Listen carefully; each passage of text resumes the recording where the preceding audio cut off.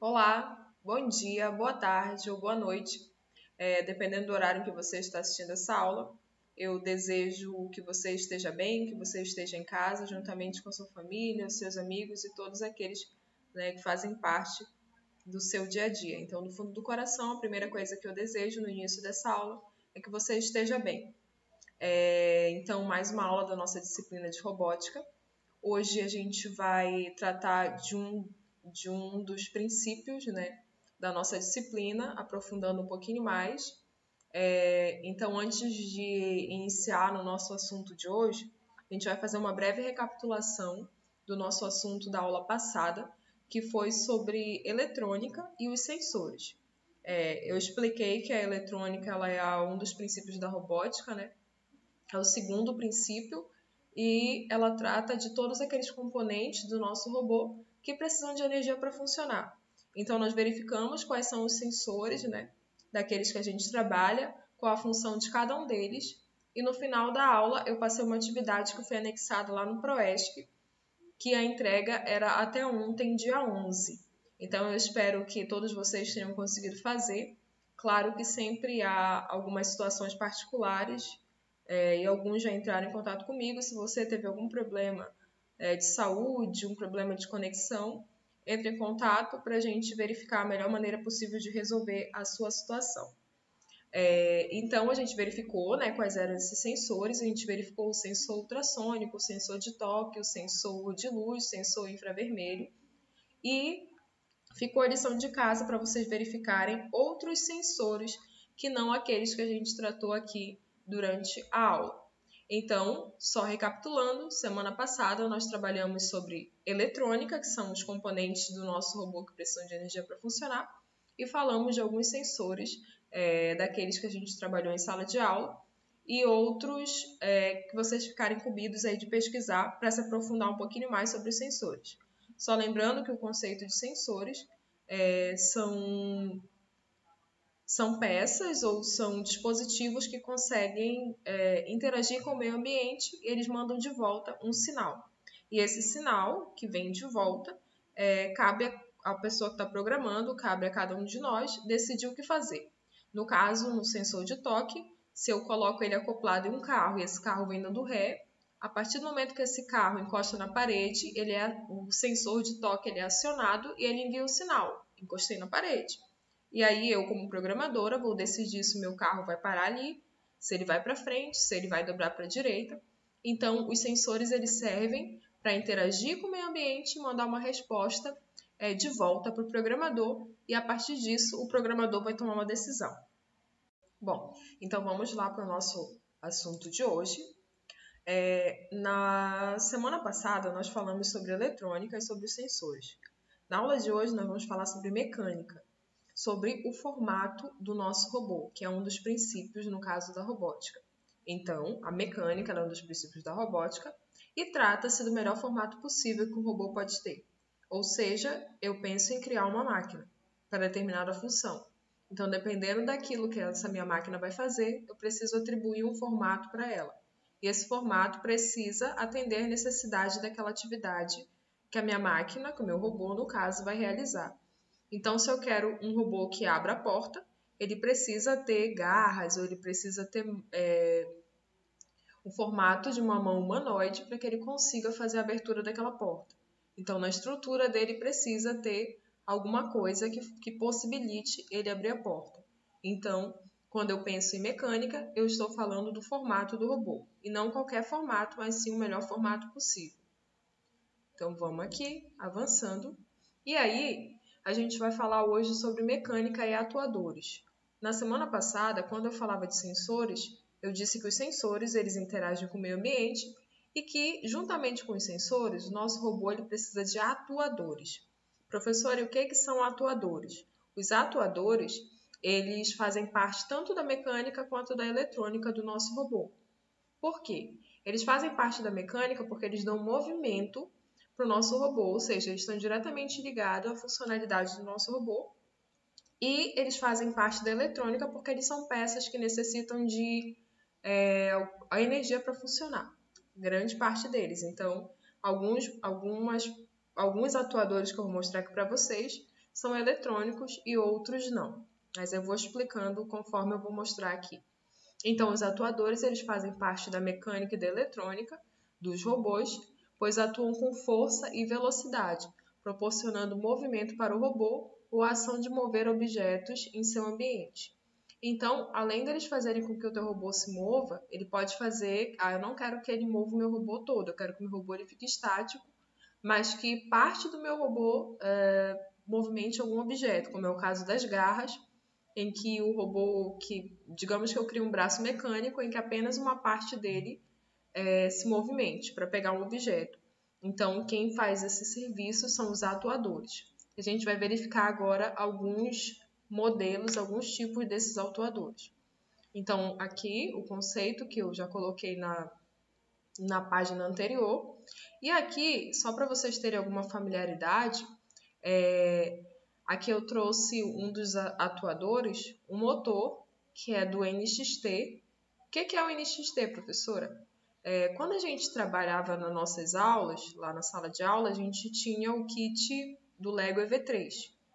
Esse motor aqui ele faz parte de um kit também da Lego, só que é o anterior ao que a gente usa hoje. É o kit NXT, que é um kit um pouquinho mais antigo, mas, no entanto, esse motor funciona igual ao nosso motor lá do Lego EV3. Só que digamos que o nosso motor é uma versão já mais atual da Lego, no caso. Aqui também tem outro tipo de motor, que é um motor de corrente contínua, ou seja, ele precisa de uma estabilidade para que funcione. Ele é geralmente muito mais utilizado em montagens assim, mais caseiras. No caso, eu quero fazer um robô por conta própria, eu quero usar um material de baixo custo, eu posso utilizar esses motores aqui. E eu tenho o servomotor. O servomotor aqui eu tenho dois tipos. Eles funcionam por ângulos, ou seja, esse primeiro aqui, ele faz um movimento de até 360 graus, enquanto esse aqui faz apenas 180. O que é interessante a gente verificar com relação a esses motores aqui. Digamos que eu quero montar uma garra, e aí é muito mais fácil eu já saber que para minha garra funcionar, de repente eu preciso de 180 que ela movimente, ou preciso que ela movimente 120. Então, dependendo do que eu quero fazer, eu vou escolher um tipo de motor ou um tipo de atuador adequado para aquela minha montagem, certo? Vamos aqui avançar.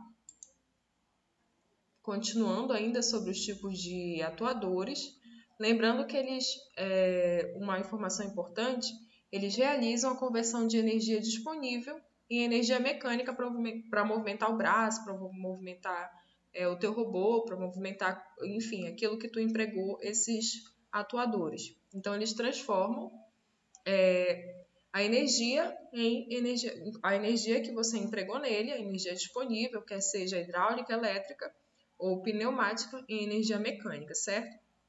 Então, aqui o primeiro tipo são os atuadores hidráulicos. Eles funcionam através de fluidos pressurizados, ou seja, tem um líquido que faz com que esse motor aqui ele funcione.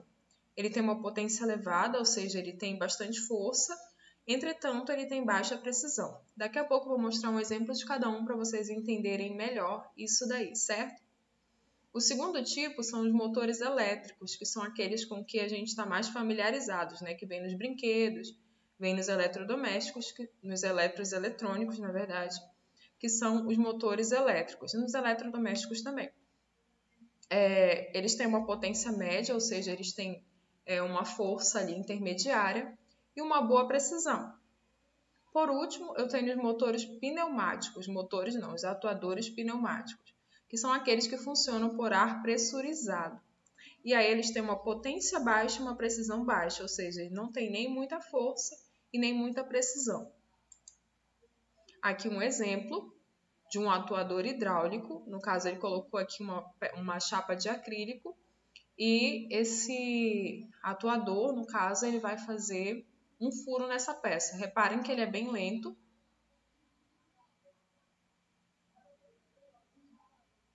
Ele é bem lento, entretanto, ele tem bastante força e tem bastante potência. Esse tipo de atuadores, eles são muito utilizados na parte de automação, ou seja, nas indústrias. para fazer serviços mais pesados, entretanto, nem tão precisos, né? São exercícios mais repetitivos, assim, são trabalhos mais repetitivos, que não requerem muita precisão, mas que precisam de mais força. E o atuador hidráulico, ele tem essa característica. Então, a gente percebe que aquele tem já moldado, né, até onde a chapa de acrílico ela deveria chegar, só dar aqui um play de novo. Então, ele já diz aqui mais ou menos a distância que ela deve chegar, e o único trabalho dele é descer, fazer esse furo e subir de novo. Então, ele não é um trabalho que ele precisa dobrar para a direita, dobrar para a esquerda, mexer um pouquinho para trás, não, ele só desce e sobe. Então, ele não tem muita precisão, entretanto, tem bastante força. Um outro exemplo de atuador é o atuador elétrico, que no caso eu coloquei aqui o motor lá da Lego. Esse aqui é o NXT, mas é muito parecido, né, em tudo, os princípios do funcionamento, com o motor que a gente tem hoje lá do Lego. Lembrando que o do NXT é da fabricante Lego, só que é um modelo anterior ao modelo que a gente tem hoje na escola. O nosso modelo ele é a última versão da Lego e mais atual. No caso, esse aqui é uma versão um pouco mais antiga, mas o princípio da funcionalidade dele é a mesma. Eu trouxe essa imagem aqui que funciona como se fosse um raio-x do motor para vocês observarem as engrenagens aqui. Quando a gente está montando lá em sala de aula, a gente consegue ver apenas essa parte aqui se movimentando, certo? Mas para que ela se movimente, tem toda uma engrenagem aqui que faz com que ela se movimente. Então, esse tipo de motor atuador, ele tem uma força média e tem uma boa precisão. Tanto é que a gente consegue calcular, consegue programar nesse robô ângulos, a gente consegue programar por rotação, a gente consegue fazer bastante coisas, porque ele tem uma boa precisão. Ele é muito utilizado para robôs pequenos e médios. Então, aqui só uma observação, é que todos os motores ou atuadores que trabalham com engrenagem, eles têm mais força, porque a engrenagem ela possibilita isso para eles. Então, por isso que eu quis trazer essa imagem para que vocês observassem aqui como é que funciona por dentro, né, de um motor, principalmente o que a gente trabalha da Lego, para vocês entenderem por que o nosso motorzinho tem tanta força, por conta das engrenagens que possibilitam isso para ele. E vamos agora para o último tipo, não menos importante, que é o atuador pneumático. Como é que ele funciona? Ele funciona, bem aqui tem um controlador dele, então ele controla basicamente a pressurização de ar aqui dentro. Tem essas mangueiras aqui, que é onde controla, né, a entrada e saída de ar. Aqui ele tem toda a estrutura dele, que com um toque aqui no botão ele consegue diminuir a pressurização, fazendo com que isso daqui baixe, e tocando em outro botão, né, por um processo de automatização, o carro sobe. Então é um exemplo de atuador pneumático, ou seja, que funciona com ar pressurizado. Bom, então vamos lá recapitular. Os atuadores, eles são todos aqueles componentes que fazem com que o teu robô, a tua máquina, ela tenha algum tipo de movimento, e ela tem 3 tipos principais, que são os hidráulicos, os elétricos e os pneumáticos. A gente viu um exemplo de cada um, as aplicações deles no dia a dia, que estão mais presentes aí do que a gente imagina. Então hoje eu tenho certeza que quando vocês forem na oficina com o pai de vocês e verificarem lá, né, que o carro está suspenso, vocês vão se perguntar, será que ele está sendo suspenso por um atuador pneumático, um atuador hidráulico? Eu, pelo menos, imagino, né, que vocês devam se questionar a partir de hoje sobre algumas coisas que a gente vê por aí, que por vezes a gente não dá muita bola, mas que tem princípios de tudo aquilo que a gente estuda, né, tanto na física, na matemática e hoje na robótica. Por que a gente fala disso que a tão grosso modo distante daquilo que a gente trabalha em sala de aula? Mas na sala de aula a gente trabalha com o kit de Lego, então está muito distante desses atuadores que a senhora está falando. Na verdade, não. Vocês vão ver que na robótica a gente tem N possibilidades, então a gente pode facilmente criar um projeto em que a gente utilize um desses 3 atuadores, como é o caso que a gente utiliza o atuador elétrico, para que a gente faça um projeto. Então, só para que a gente abra um pouquinho o nosso leque de possibilidades, para que futuramente a gente possa, né, construir aí vários projetos utilizando um desse tipo de atuadores para que a gente tenha mais opções na hora de construir. Então agora a gente vai fazer, que era para ter feito no início da aula, né, mas não tem problema, você pode só passar um pouquinho, como está no vídeo, você escolhe a ordem das coisas aí. Então agora a gente vai fazer a correção da atividade da aula passada, que foi uma atividade simples de fixação, que a entrega era até ontem, dia 11. Então a primeira pergunta da nossa atividade, na verdade o primeiro comando, era para que fossem pesquisados 5 tipos de sensores que não foram mencionados na nossa aula passada e explicar a função de cada um. Eu coloquei aqui 5, mas você se colocou 5 e não tem nenhum desses, mas é um tipo de sensor que você achou, não tem problema. Esses aqui foram os 5 primeiros que eu encontrei e que, assim, que eu vejo que são bastante usuais, que a gente, de repente, já se deparou com algum deles, mas não tem problema se o seu está diferente, certo? Aqui eu coloquei somente o nome deles, mas no caso de vocês, eu pedi que vocês colocassem a função dos seus sensores. Aqui, no caso, eu vou explicar os dos meus.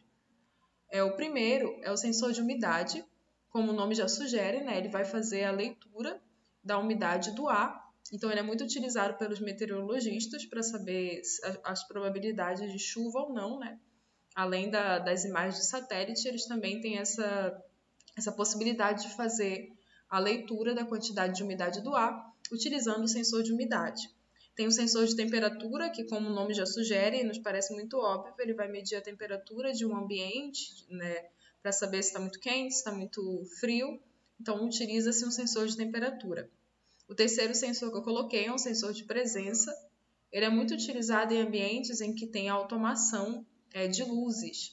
Então, eu vou no banheiro em que todas as vezes que tem um sensor lá dentro, no caso já tem um processo lá de automação, tem um sensor que detecta quando tem uma pessoa no banheiro e as luzes se acendem automaticamente. Eu dei o exemplo do banheiro, não sei porquê, eu acho que é porque tem no meu local de trabalho, sempre que no banheiro de lá tem um sensor de presença e tem essa questão da luz, que é acionada através do sensor de presença. Mas tem vários sensores de presença para alarmes, então eles são bastante utilizados e estão aí presentes no nosso dia a dia. Tem o sensor de fumaça, que é muito utilizado em sistemas de prevenção e combate a incêndio. Então, é uma obrigatoriedade, inclusive em alguns prédios, né? Tem um projeto de prevenção e combate a incêndio, e nesse projeto, quando é executado, precisa ter um sensor de fumaça para que se detecte algum sinal de incêndio para que seja acionado, né? Para que seja acionado o projeto de combate a incêndio, para que seja acionado também um tipo de ajuda, um socorro. A segunda opção é para mostrar, no caso, se eu vou montar um robô seguidor de linhas, quais desses sensores devo acoplar a ele para que ele consiga identificar a linha a ser seguida. Então, a opção tem sensor ultrassônico, sensor de toque, giroscópio, a gente sabe que não é nenhum desses três. Então, nos resta a alternativa D, sensor de cor. Na aula passada eu expliquei para vocês que o sensor de cor ele funciona com a leitura de refletância. Então as cores mais claras elas refletem mais e as cores mais escuras refletem menos. Então através disso o sensor ele já tem mais ou menos uma base bem definida das cores. Então ele consegue fazer as cores, fazer a leitura das cores através desse sistema de leitura por base e refletância da luz que ele emite. A terceira, você deveria pesquisar quais sensores um aparelho celular possui e explicar a funcionalidade de cada um. Aqui eu trouxe 3, né? Mas você poderia trazer vários outros. Eu coloquei aqui 3 para que a gente não se prolongasse muito, porque a nossa aula tem um tempinho que não pode se estender. Então, o primeiro sensor é o sensor giroscópio, que inclusive tem lá no nosso kit Lego, e ele faz a leitura de angulação do aparelho. O segundo sensor é o acelerômetro, que detecta movimentos do aparelho com a ajuda e a precisão do giroscópio. Como assim o acelerômetro ele anda junto com o giroscópio?